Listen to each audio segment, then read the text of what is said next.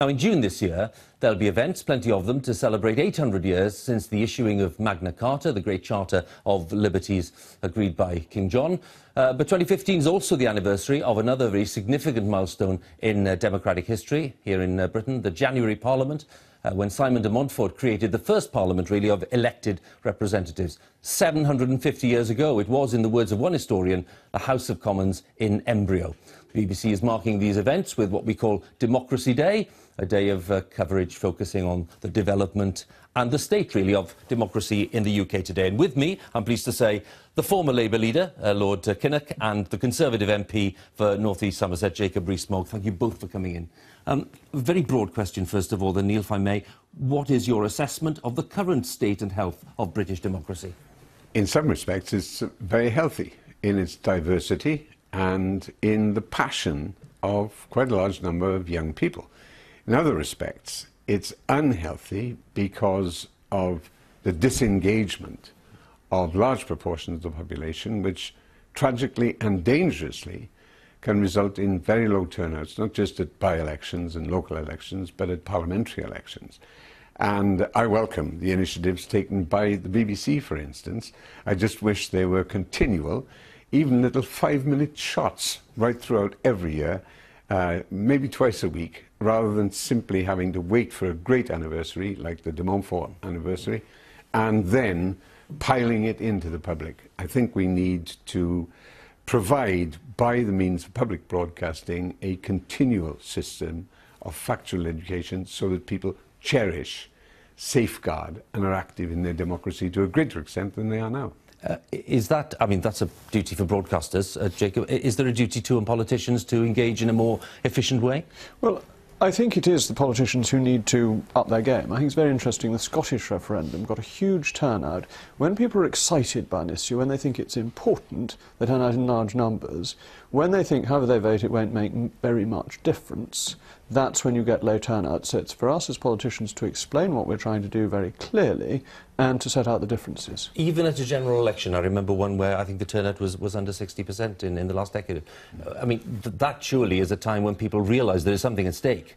That's right. 2001, I think, was the lowest recent turnout. It'll be very interesting at this election because of the fragmentation of politics. Neither main party in the latest poll above 30%. The Greens, UKIP, are doing surprisingly well. And that's going to change the House of Commons if that is replicated in seats won by minor parties, and indeed will raise questions as to the mandate that a winning party has. A House of Commons that reflects that kind of variety, Neil, surely is a healthy thing.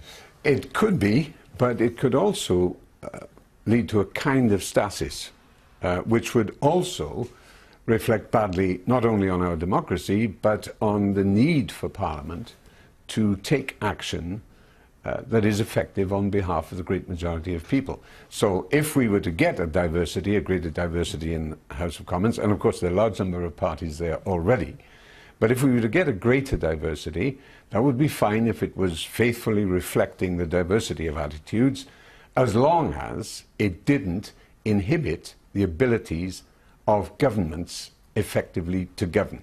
And there's always a danger of that. But of course you can't roll the dice on that, especially in a first-past-the-post system like we have. I think we're in the last 20 years of that system. I think we will get a form of constituency-based proportional representation, which might engender greater attention, involvement, excitement, to use Jacob's word. A point for you both on the principle that we've kind of established over the last 5 years. Some people are saying, well, you know, whatever the tensions in the coalition that we've had, at least it's shown that parties can cooperate, they can come together and form a government, it can be stable.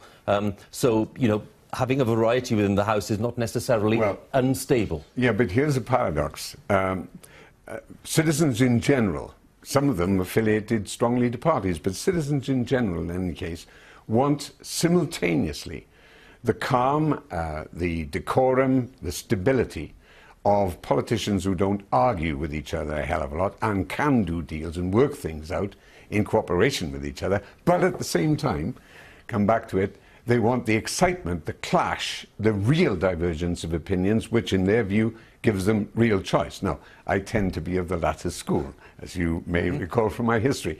But the difficulty is in getting politicians to be able to demonstrate that they can be cooperative and very mature, very grown up, very rational in the national interest without sacrificing or compromising their fundamental ideals which made them want to engage full time in political representation in the first place. If we can crack that, then our democracy will be very healthy. If we don't, it's going to go through a sluggish period. What is the coalition experiment? What's it taught us? The coalition came about in a crisis. The country was facing an economic meltdown in 2010. It was the first weekend of the Greek financial crisis, something that's recurring now. And that led to a broad and generous deal between the two parties, where both party leaders, to their credit, put the national interest ahead of their party interest. Over the last 5 years, that's frayed a good deal, and the relationship's nothing like as good as it was, and collective responsibility to a large extent has broken down. So I'm quite keen, along with Lord Kinnock, to go back to red in tooth and claw party clashes, because I think it's the clash of ideas that produces the best form of government. The adversarial system, as in our courts, works very well in political debate. Well, we can start with the clash now, because I basically disagree with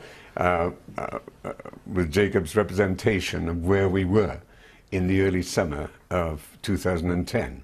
And there was a degree of distortion taking place then, which has continued, unfortunately, to the disadvantage of our country. And I'm not talking about which party's in government. I'm talking about the narrative of where we really were in 2010, in difficulty, but certainly not in meltdown. I wasn't, though I'm happy to, blaming the Labour government for that crisis. I was actually blaming the Eurozone at that point, though I think our crisis did have a lot to do with the Labour government. When you talk about a lack of engagement, both of you in different ways, and you see people reaching out for other alternatives, I mean, UKIP is clearly one, the Greens to some extent as well, and other parties too, the SNP doing strongly in Scotland.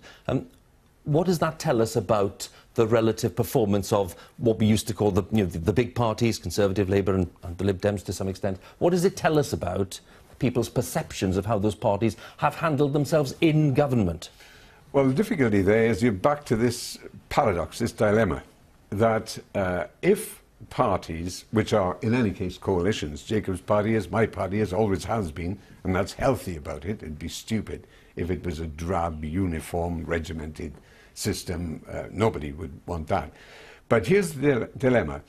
In each of the big parties, we'll continue to call them that, there will be people whose sentiments are more restrictive or introverted, so far, for instance, as Europe is concerned, and those who understand the global reality in which we live and want to multiply the strength of Britain by being part of an effective European Union.